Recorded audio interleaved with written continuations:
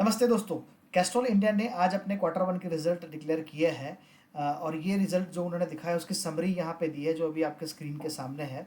नीचे आपको पूरा डिटेल रिजल्ट भी दिखाऊंगा। तो पहले समरी की बात कर लेते हैं। तो इसके हिसाब से जैसा हम देख पा रहे हैं रेवेन्यू फ्रॉम इनके ऑपरेशंस जो है, तो रेवेन्यू में थोड़ी सी कटौती आई है कोविड के चलते। तो जहाँ ये हम जो है ये एक 3 कॉलम देखेंगे। ये वाला जो कॉलम आप देख पा रहे हो, तीसरा कॉलम जो है वो इस क्वार्टर का रिजल्ट है। जो चौथा कॉलम है ये पिछले साल का जून का क्वार्टर है, और ये जो पांचवा कॉलम है वो इसी साल का पिछला क्वार्टर है। तो अगर हम ये 3 क्वार्टर की जो है अभी हम बात करेंगे फॉर ज़्यादा अंडरस्टैंडिंग के लिए।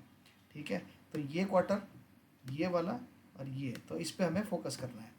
तो जैसा कि हम ये देख पा रहे हैं कि पिछले साल इसी क्वार्टर अगर इसी साल की अगर बात करें तो इसी साल का जो मार्च क्वार्टर था वहाँ पे 1138 करोड़ की इनकम हुई थी।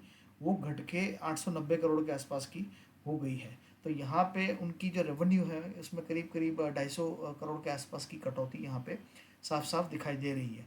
ये मेनली इसलिए आई है क्योंकि जैसा आपको पता ही है कि बहुत सारे नेशन वाइड लॉकडाउन तो नहीं था, लेकिन बहुत सारे मार्केट के अंदर गुजरात महाराष्ट्र, गुजरात तो चालू था लेकिन महाराष्ट्र, केरला और भी बहुत सारे स्टेट के अंदर स्टेट गवर्नमेंट ने पार्शियल या कंप्लीट लॉकडाउन डिक्लेयर किया था कुछ कुछ जगह पे।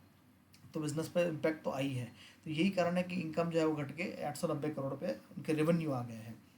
अगर दूसरी बात करें जो इनके नेट प्रॉफिट की है, नेट प्रॉफिट आफ्टर टैक्स, तो नेट प्रॉफिट जहाँ पे उनका पिछले साल पिछले वाले क्वार्टर में मतलब मार्च वाले क्वार्टर में जो 243 करोड़ का नेट प्रॉफिट था वो घट के 140 करोड़ हो गया है। तो यहाँ पे जैसा हम साफ साफ देख पा रहे हैं कि करीब 104 करोड़ का उनको सीधा फटका लग गया है क्वार्टरली नेट प्रॉफिट आफ्टर जो टैक्स के बाद की इनकम है उसके मुकाबले। हाँ, अगर ये फिगर पिछले साल के मुकाबले देखेंगे तो अच्छा ही लगेगा, क्योंकि पिछले साल तो अब आपको पता ही है अप्रैल मई जून में तो स्ट्रिक्ट लॉकडाउन था, नेशन वाइड था। तो उससे कोई कंपेयर करने का मतलब नहीं है। तो यहाँ पे तो दिख रहा है कि क्वार्टर ऑन क्वार्टर बेसिस पे अच्छी खासी गिरावट जो है इनके नेट प्रॉफिट में आई है। हालांकि ये कुछ रीजंस ऐसे लग रहे हैं जो बियॉन्ड कंट्रोल वाले लग रही है। यही कारण है कि उनका ईपीएस जो इस साल मतलब लास्ट वाले क्वार्टर में जहाँ 246 रुपीज़ पर शेयर का था, पर शेयर पर क्वार्टर, वो घट के 142 रुपीज़ के आसपास आ गया है। तो मोटा मोटा अगर हम ये मान के चले कि आगे आने वाले क्वार्टर में ये 2-2.5 के आसपास रहेगा 3 क्वार्टर में, तब भी साल भर का ईपीएस जो है वो करीब करीब 6-7 के आसपास रहने का चांसेस लग रहा है। अब हम रिजल्ट जो है उनका थोड़ा और डिटेल में देखेंगे।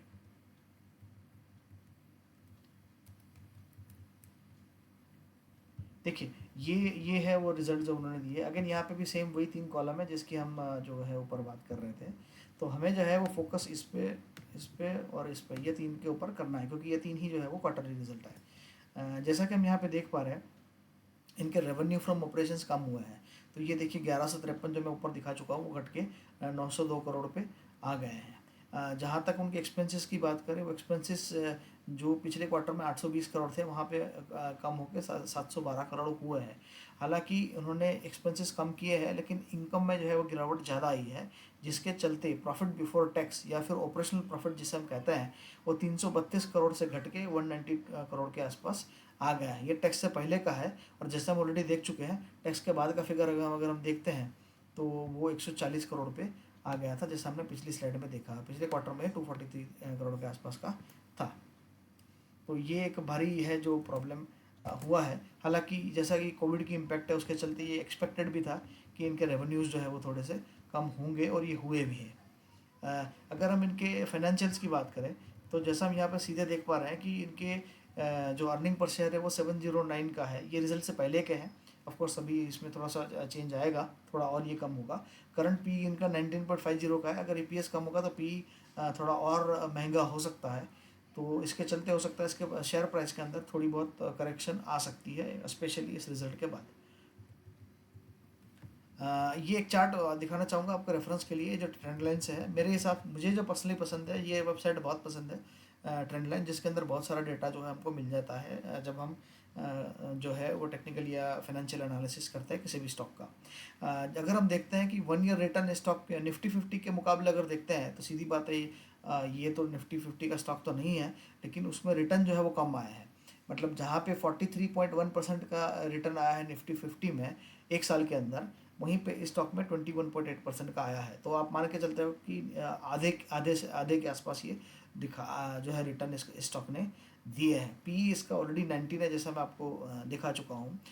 ये इसका रिटर्न कम आने का एक कारण ये भी है कि जिस इंडस्ट्री में ये ऑपरेट करता है, ये कैस्ट्रॉल बनाती क्या है, जैसे आपको पता है ये लुब्रिकेंट्स बनाती है, जिसके अंदर मेनली दो आते हैं, एक ऑटोमोटिव लुब्रिकेंट आता है, एक इंडस्ट्रियल लुब्रिकेंट आता है। अब ऑटोमोटिव लुब्रिकेंट को लेके इंडस्ट्री का रवैया जो है वो काफ़ी नेगेटिव अब है, क्योंकि आपको ऑलरेडी पता है कि इलेक्ट्रिक व्हीकल की हर जगह पे बातें चल रही है। और जैसा आपको पता ही है कि अगर इलेक्ट्रिक इंजन आता है, इलेक्ट्रिक व्हीकल के अंदर इंजन नहीं होते, उसके अंदर बैटरी होती है और मोटर होती है, जिसको लुब्रिकेंट्स या इंजन ऑयल नहीं चाहिए होता है।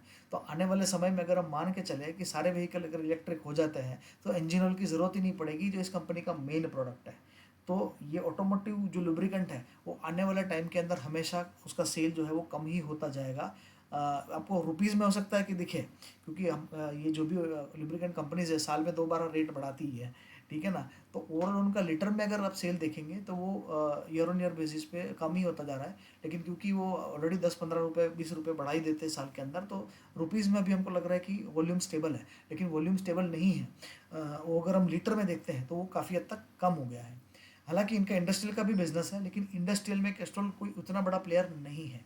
जहाँ तक इंडस्ट्रियल लुब्रिकेंट का सवाल है, उनको बहुत टफ कंपटीशन मिलता है। जो पीएसयूज़ हैं, जैसे वो अपना इंडियन ऑयल, बीपीसीएल, एचपीसीएल हो गया, तो उनके काफ़ी प्राइस सेंसिटिव होते हैं।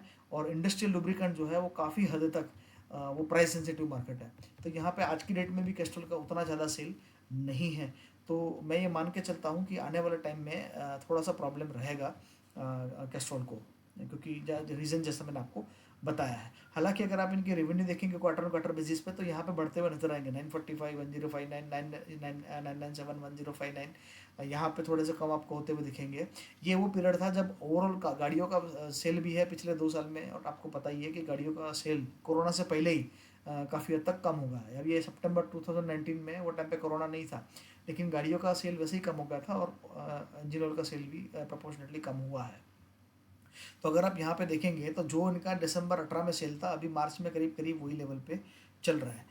जहाँ तक इनके नेट प्रॉफिट की अगर बात करें, नेट प्रॉफिट, तो ये देखिए यहाँ पे जो कभी 211 करोड़ के आसपास का दिसंबर 18 में था, तो अभी 243 करोड़ के आसपास का है। अगर क्वार्टर क्वार्टर पे देखते हैं तो फिर भी ये रिजल्ट अच्छा है। अभी तो ये मार्च का रिजल्ट है 243 का, उसके सामने अभी हमने देखा है तो अभी तो ये 100 करोड़ से कम होकर करीब करीब 140 करोड़ पे ही आ गए। तो वापस अगर इस क्वार्टर का फिगर अभी जब आएगा, कल परसों देखेंगे, तो यहाँ हमको मिलेगा कि फिर से ये 140 करोड़ के आसपास जो है वो आ गया है। तो थोड़ा सा इसमें जो इंडस्ट्री नज़रिया जो है वो थोड़ा सा डिसमल लग रहा है, और इसकी इम्पैक्ट जो है वो प्राइस में आप आने वाले टाइम के अंदर भी देखोगे। जहाँ तक इसकी शेयर होल्डर पेटिंग का सवाल है, आपको पता ही है कि इसका बीपी जो ब्रिटिश पेट्रोलियम है उसका प्रमोटर है, तो उसका 51% स्टेक है, वो स्टेबल ही है। यहाँ पे भी देखोगे तो 51-51 पिछले काफ़ी सारे टाइम से ये चल रहा है। अगर आप म्यूचुअल फंड की होल्डिंग अगर देखेंगे तो ये कम ही होती जा रही है समहाउ। जैसे मैंने बताया कि लुब्रिकेंट इंडस्ट्री को थोड़ा नज़रिया अभी चेंज हो गया है इंडस्ट्री का, एक्सपर्ट्स का। तो उन्होंने यहाँ पे म्यूचुअल फंड अपनी होल्डिंग जो है वो कम की है। जहाँ तक एफ की होल्डिंग का सवाल है, वो स्टेगनेंट ही है। तो बेसिकली ये जो यहाँ पे म्यूचुअल फंड होल्डिंग कम की है, वो रिटेल इन्वेस्टर्स ने बाई किया, तो रिटेल इन्वेस्टर का पार्टिसिपेशन जो है वो बड़ा है, ऐसा हम इससे कह सकते हैं। अगर हम बात करें पीआर एनालिसिस की, तो अगर बाकी कंपनी के साथ अगर कंपेयर करेंगे तो हमको समझ में आएगा कि ये कहाँ खड़ी रहती है। तो जैसे हमने कैस्ट्रॉल का अगर हम मार्केट कैपिटल के हिसाब से बात करें, तो खैर ये कंपैरिजन फेयर नहीं है, क्योंकि आईओसी का बिजनेस और भी है, पेट्रोनॉट का बिजनेस और भी है। टाइड वाटर से कर सकते हैं, क्योंकि टाइड वाटर एक्सक्लूसिवली लुब्रिकेंट की कंपनीज है, गल्फ ऑयल जो है लुब्रिकेंट की कंपनीज है। तो आप देखोगे तो मार्केट कैपिटलाइजेशन के हिसाब से ये टाइड वाटर और गल्फ ऑयल दोनों से बड़ी कंपनी है। प्राइवेट कंपनी का जहाँ तक सवाल है, कैस्ट्रॉल सबसे बड़ी कंपनी है जहाँ तक प्राइवेट कंपनीज का सवाल है। लेकिन हम बात करेंगे कि भाई अपना प्राइस टू बुक रेशियो क्या है या पीई रेशियो क्या है, जिससे हमें समझ में आए कि इसके वैल्यूएशन जो है वो कितने अच्छे हैं। तो जैसा कि हम यहाँ पे देख पा रहे हैं, प्राइस टू बुक रेशियो इसका 1 पॉइंट जो है वो 9.66 के आसपास अभी चल रहा है। लेकिन हमें जानना है इसका जो है वो पी रेशियो। तो मेन है इसका पी रेशियो जिसकी हम बात कर रहे थे। इससे पता चलता है कि जो इसका जो वैल्यूएशन है वो कितनी हद तक सही है। तो अगर आप देखोगे तो ये लुब्रिकेंट इंडस्ट्री का पी रेशियो नॉर्मली मोटा मोटा अभी यही रेंज में काफ़ी टाइम से चल रहा है। तो यहाँ 19.49 का, आप इंडियन ऑयल को छोड़ दो क्योंकि वो तो फ्यूल भी बेचते हैं। तो हम 19 पॉइंट ये है, इसके सामने टाइड वाटर का देखते हैं तो 35.56 का है। तो रिसेंटली जो हम कह रहे थे कि म्यूचुअल फंड वगैरह ने होल्डिंग घटाई है, तो प्रोबेबली जो कैस्ट्रॉल की होल्डिंग घटाई है वो पैसा कहीं ना कहीं शायद टाइड वाटर में डाइवर्ट होता हुआ दिख रहा है, क्योंकि टाइड वाटर की वैल्यूएशन अगर आप देखोगे तो रिसेंटली काफ़ी बड़ी है। ये शेयर जो कभी 5,000 के आसपास हुआ करता था, आज उसका अच्छा खासा डबल के आसपास उसकी वैल्यू ऑलरेडी हो गई है। और ये गल्फ लुब्रिकेंट जो है, अगेन लुब्रिकेंट एक्सक्लूसिव लुब्रिकेंट का बिजनेस है, तो ये भी करीब करीब 16 के आसपास उसका बिजनेस चल रहा है।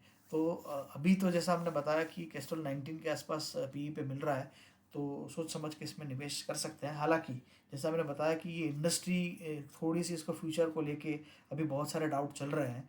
अगर ईवी का इनिशिएटिव है वो सक्सेसफुल हो जाता है, जिसकी प्रोबेबिलिटी अभी ज़्यादा लगी रही है, तो ये कंपनी का शेयर जो है आने वाले टाइम के अंदर कम ही होता हुआ दिखाई दे रहा है। इसलिए इसमें सोच समझ के निवेश करें तो अच्छा रहेगा। यहीं पर वीडियो समाप्त करेंगे मित्रों। वीडियो देखने के लिए बहुत बहुत धन्यवाद।